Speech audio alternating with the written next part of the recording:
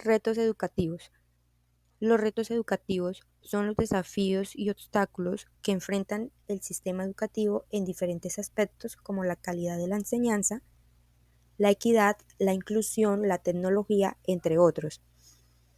Estos retos requieren soluciones y cambios para mejorar la calidad y equidad de la educación. En estos retos educativos tenemos unas palabras claves que son las siguientes: familia, niños, escuela, educación, formación, revolución, calidad y profesores.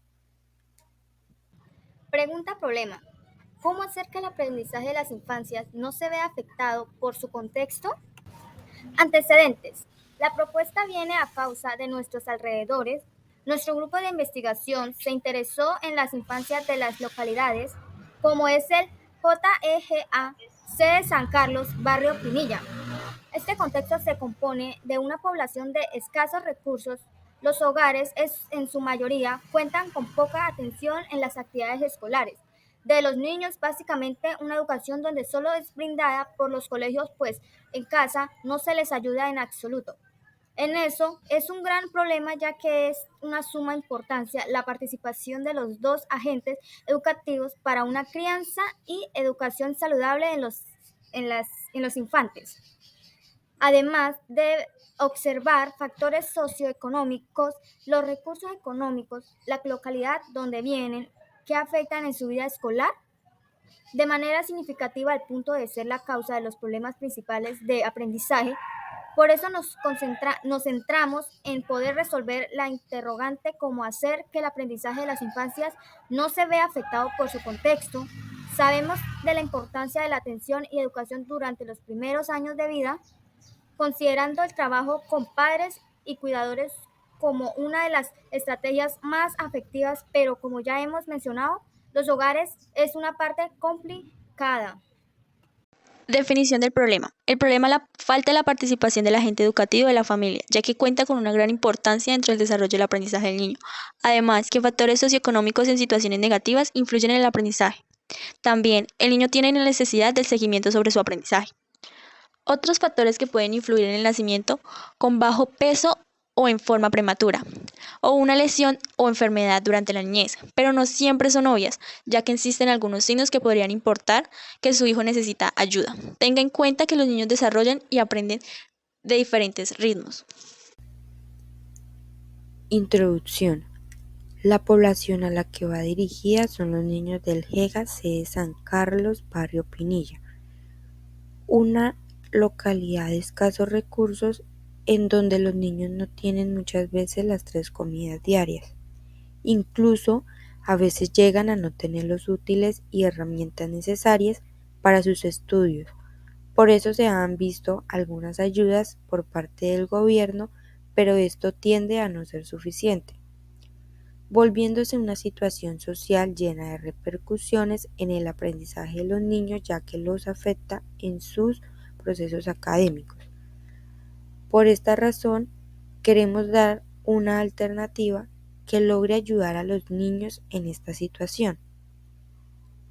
Debemos saber que la función paterna como lugar de construcción de legalidades se asienta en la simetría de saber y poder entre el niño y el adulto.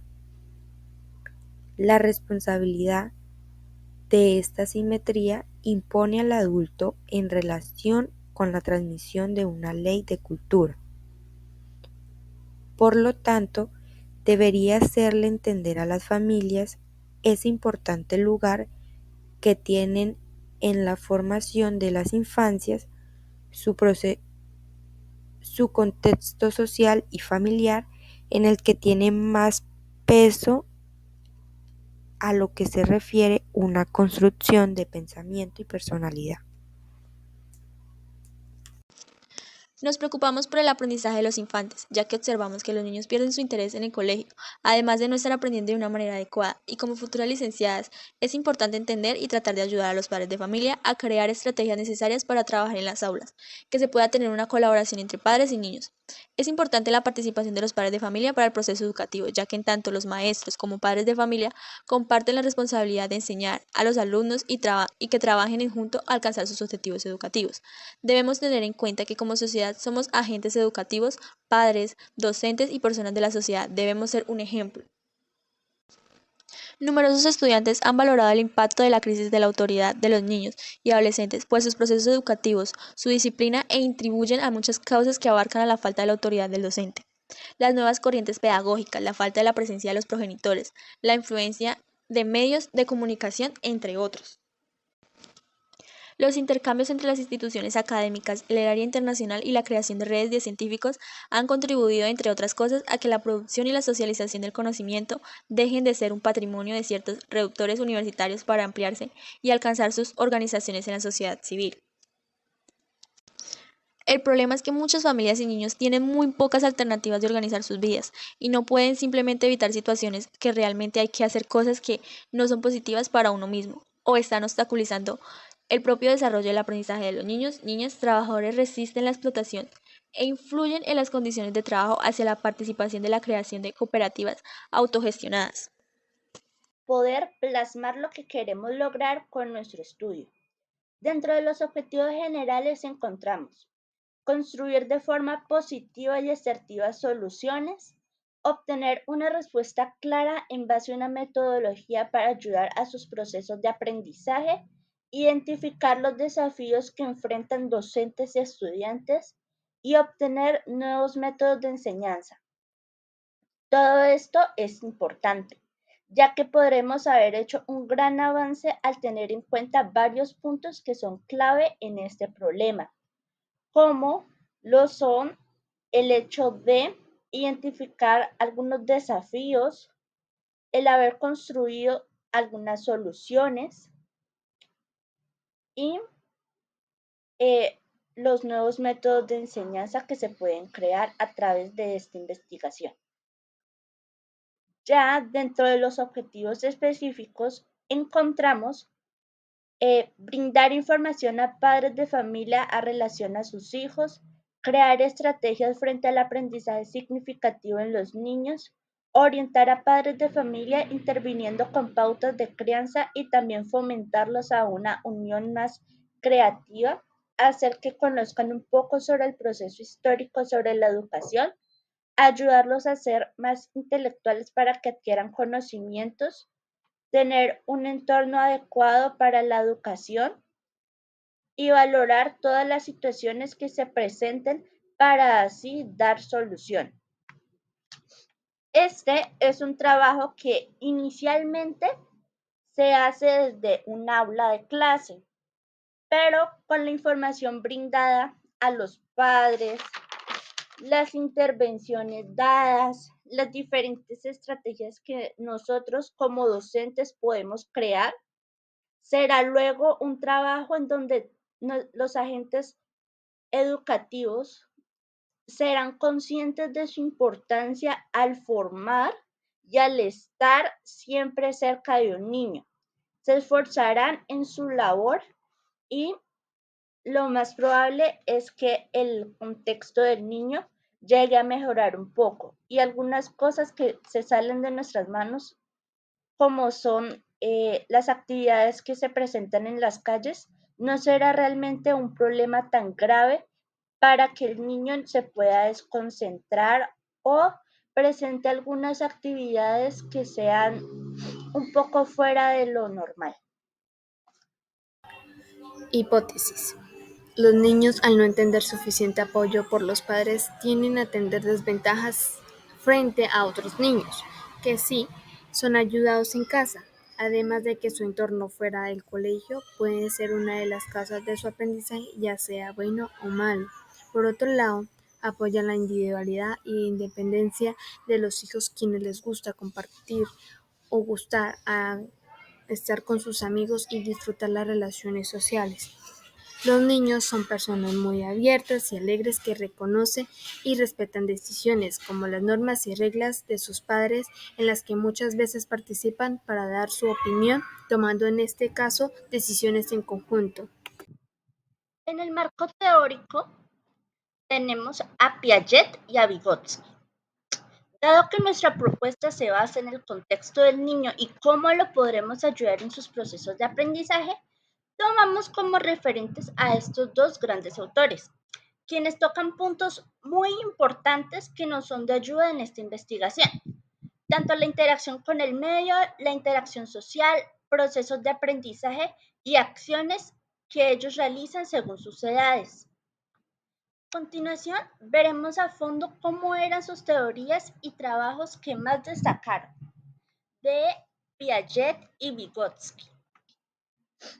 Jean Piaget, en su ocupación era el desarrollo social, explicación del desarrollo de la inteligencia, marco constructivista y definió el papel del profesor ante el desarrollo de niños y adolescentes, mientras que Lev Vygotsky exigió la creación de un método único de investigación de la conducta del hombre y por consiguiente de una disciplina científica única.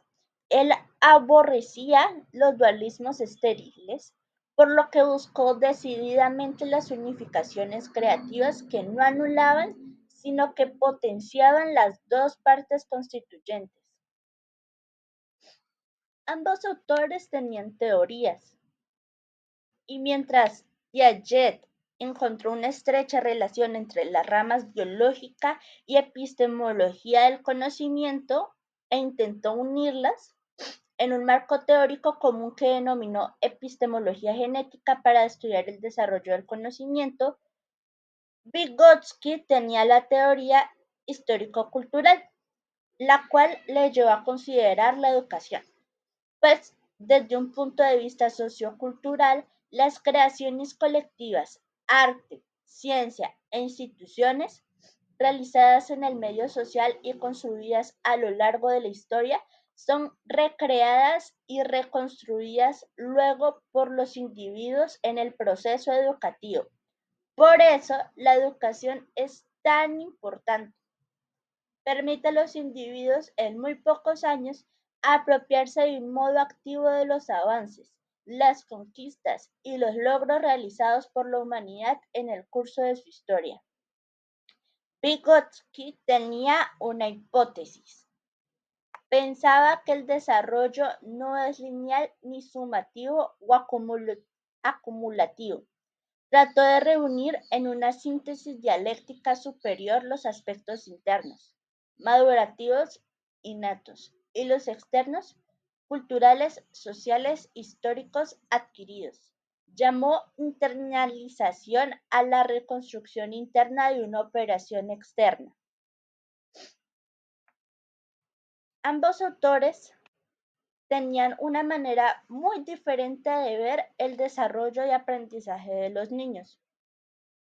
Pues mientras Piaget consideraba que existían periodos de desarrollo y que ellos manejaban las capacidades perceptivas de una manera que iba avanzando en sus edades, Vygotsky consideraba que las concepciones de relación entre el desarrollo y aprendizaje solamente puede ser reducida a tres posiciones teóricas importantes, y que los procesos del desarrollo del niño son independientes del aprendizaje. El aprendizaje es desarrollo. Tratar de anular los extremos de las anteriores afirmaciones, combinándolas entre sí. Los procesos evolutivos no coinciden con los procesos de aprendizaje. Eso es lo que niega totalmente todo lo que ha dicho Piaget.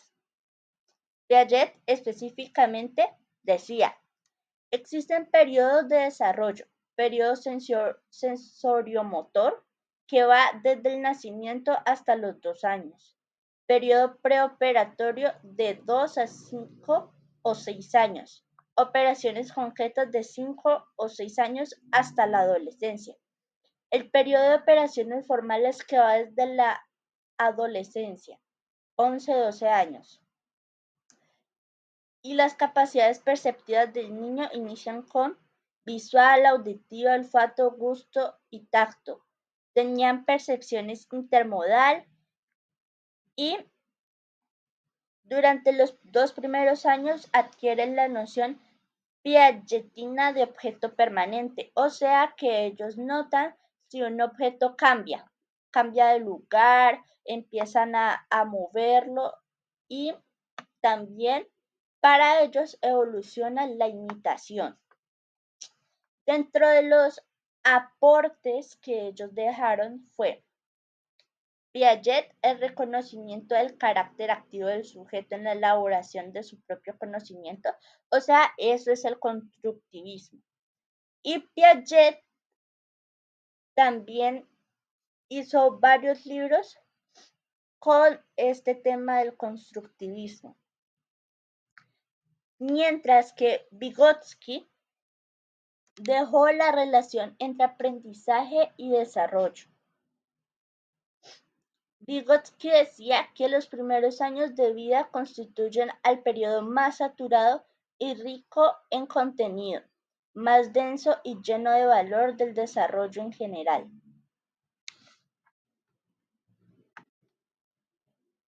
Jean Piaget nació el 9 de agosto de 1896 en Neuchâtel, una pequeña y oculta ciudad de Suiza donde habla francés. Este rasgo de la personalidad de su madre hizo según su reconocimiento propio, en donde que abandonaría sus propias actividades y se dedicaría a otras tareas serias. El clima intelectual de Neuchâtel hizo más joven a Piaget y así comenzó como que a recorrer el camino culminaria de mucho tiempo después con su formulario de la teoría del desarrollo y del pensamiento. A los 10 años ya empezó a trabajar en un museo en la historia natural de Neuchâtel como ayudante de director Paul Jaet. Paul Jaet fue una de las figuras transformativas en la cual evolucionó posteriormente a Piaget. En este lo introdujo a un mundo nuevo y le alimentó una pasión a Piaget cultivaría durante muchos años dando como un fruto su tesis doctoral. Bueno, empezando su reconocimiento, existen dos tipos de periodos del desarrollo. Periodo de sensoria motor, del nacimiento hasta los 2 años del periodo. Periodo preoperatorio de 2 a 5 o 6 años. Operaciones concretas de 5 a 6 años. Operaciones formales llegan hasta la adolescencia de 11 y 12 años. Algunas de las capacidades perceptivas de algunos niños inician con la visual, auditiva, olfato, gusto y tacto durante los años que adquieren de la noción de un objetivo permanente. Algunas aportaciones del carácter en ese sujeto de elaboración de su propio conocimiento. Y vemos que algunas críticas de la teoría Piaget, a pesar de su genialidad de su teoría, su obra ha recibido de los largos años numerosas críticas, el cual concepto del periodo del desarrollo, como hemos visto en el apartado anterior, el concepto del periodo implica una importante coherencia en el pensamiento. Según Piaget, alcanzar el periodo determinó el pensamiento que significa interpreta y analizar y conocer algunas maneras de particular y al ver las operaciones propias dicho estadio, es decir, un debe de que debe estar en un periodo sensorio-motor, empleará su estructura del pensamiento sensorio-motrices tanto para atrapar objetos como para comprender un entorno social. Vygotsky nació en Orsha, Rusia, en 1896 hasta 1934. Próspera judía cerca de Bistec y fue el segundo de una familia de 8 hijos. Antes de cumplir su primer año, su familia se trasladó a Gómel, el lugar donde creció. Después de un año se inscribió a la Facultad de Filosofía y Letras de la Universidad Popular, contenido cual que había fascinado ya como estudiante secundario. Sus diversas actividades que lo convertirían en el centro de la actividad intelectual y cultural de Gómez. Él enseñó gramática rusa y literatura en la Escuela del Trabajo para los Obreros. Enseñó psicología y lógicamente en el Instituto Pedagógico, estética e historia en el Arte Conservatorio, dirigió la sección teatral de un periódico y fundó la revista literaria. Su ocupación en el año 1924 de Leningrado, él exigía su creación en un método en la cual conducta era la cual permitía la disciplina científica única. La teoría propone el lenguaje como herramienta mediadora del desarrollo. La otra teoría es el desarrollo que se origina a partir de las relaciones sociales y culturales. Proponen la ZDP, es la enseñanza del niño que debe ser asistida por un instructor en un principio y con las prácticas continúan el niño y el instructor que reduce la asistencia y las explicaciones hasta que el niño pueda trabajar independientemente. También proponen que utilicen andamiaje, que digamos es un apoyo temporal que proporcionan los adultos, ya sean padres o profesores o maestros, al niño para que se cruce en la zona de desarrollo próximo. Las limitaciones y delimitaciones que encontramos a lo largo de esta investigación son las siguientes. Limitaciones: disponibilidad de información referente a sus hogares. Delimitaciones: el corto tiempo que se tiene dentro de las aulas para poder compartir con los niños y conocer más de su contexto social. Aunque nosotros como docentes sí tenemos accesibilidad hacia el contexto social de los niños y un poco sobre sus hogares, realmente la información no es muy completa, por lo que es algo complicado crear estrategias para los niños. Sin embargo, si nosotros nos fijamos en los comportamientos que ellos tienen, sí podríamos hacer unas estrategias más complejas, pues los comportamientos que ellos tienen son clave para poder que nosotros hagamos algo que pueda hacer que ellos tengan un aprendizaje significativo. Desde hace varios años en Colombia se empezaron a crear leyes y decretos complementarios a la Constitución Política de Colombia para proteger específicamente a los niños y adolescentes de nuestro país. En el 2006 se creó formalmente el Código de Infancia y Adolescencia. La Ley 1098 del 2006 busca garantizar a los niños, a las niñas y a los adolescentes su pleno, armonioso y desarrollo para que crezcan en el seno de una familia y de la comunidad, en un ambiente de felicidad, amor y comprensión. Por esta razón, ha creado un compendio de reglas que protegen e integrar a los menores de edad de nuestro país. En el primer, siempre su bienestar. Es aquí donde se especifican sus derechos, libertades, mecanismos de cuidado, responsabilidades de sus familias, entre otros aspectos.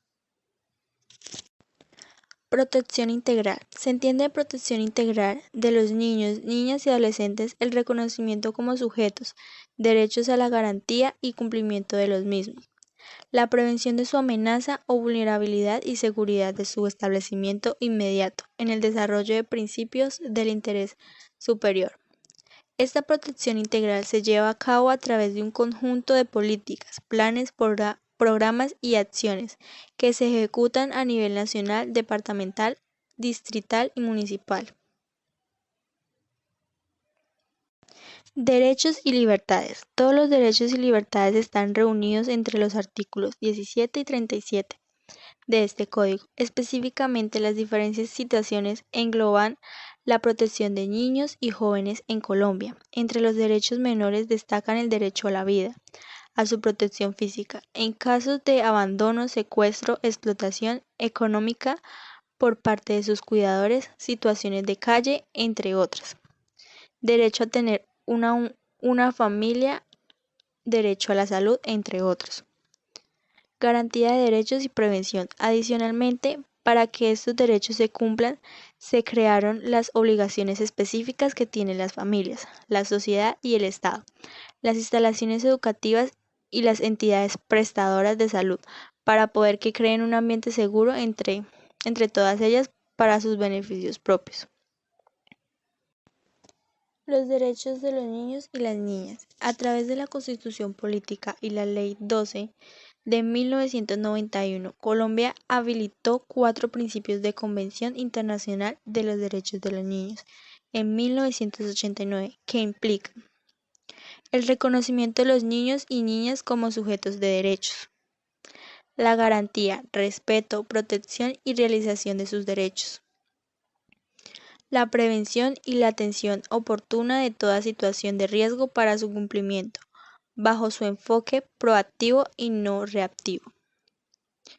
El restablecimiento de su dignidad humana ante situaciones de amenaza o vulnerabilidad de derechos. Ley en contra del maltrato infantil. Según la Cuestión Nacional de Violencias contra Niños, Niñas y Adolescentes del 2018, el 41% de niños y niñas y adolescentes colombianos ha sufrido algún tipo de violencia. De ellos, el 72% ha sido violentado en su propio hogar. Frente a este panorama, uno de los avances más recientes de la protección integral física, que además tienen en cuenta las respectivas de sujetos de derechos y participación de ciudadana. Es la ley que prohíbe cualquier tipo de violencia contra los niños, niñas y adolescentes. Síntesis de las leyes que protegen al niño. Estas leyes garantizan su acceso a una educación de calidad, cuidado de salud adecuado, protección contra el abuso y la explotación, un entorno seguro y el derecho a participar en decisiones que les afectan. Algunas palabras claves de estas leyes son educación, salud, abuso, explotación, entorno seguro y participación. Las problemáticas relacionadas en el proceso de inclusión y diversidad en la educación infantil. En el proceso de la inclusión y diversidad nos dan a referenciar a que los niños y niñas tienen distintos ritmos de aprendizaje y diferentes intereses. También la motivación de cada niño es diferente a su opinión, sea a través de la integración base el derecho universal para que los niños y niñas sean tratados con igualdad y equidad. Mediante la educación infantil, cuando no hay inclusión y diversidad, se dan unas problemáticas, las cuales son, primero, los niños y niñas no desarrollan una fortaleza al no tener esa inclusión en la educación y se sienten expuestos y se apartan. Segundo, no potencian sus capacidades, o sea, no demuestran lo que saben. No son sociables con sus familias y amigos y se alejan, son apartados. Los niños y niñas no tienen un buen desempeño en su aprendizaje, ya que se sienten apartados de su grupo y pues piensan que lo que ellos van a opinar no importa, entonces se alejan. No se presenta igualdad en sus salones de clase, ya que algunos pues no tienen valores y se hacen por sus mismos lados y no cooperan. Los niños y las niñas no se sienten aceptados como son en su aprendizaje y se sienten juzgados, ya que piensan que si dicen algo van a hablar mal de eso y también que si dan su aporte a cualquier trabajo educativo, piensan que los van a rechazar. Gracias. Conclusión. La falta de la educación preescolar de calidad limita el futuro de la niñez al negarle la oportunidad de alcanzar todo su potencial. Estimula la comunicación verbal y virtual a través del juego y otras actividades grupales. Contribuye al logro de la independencia y la autonomía infantil, así como la formación de hábitos y rutinas.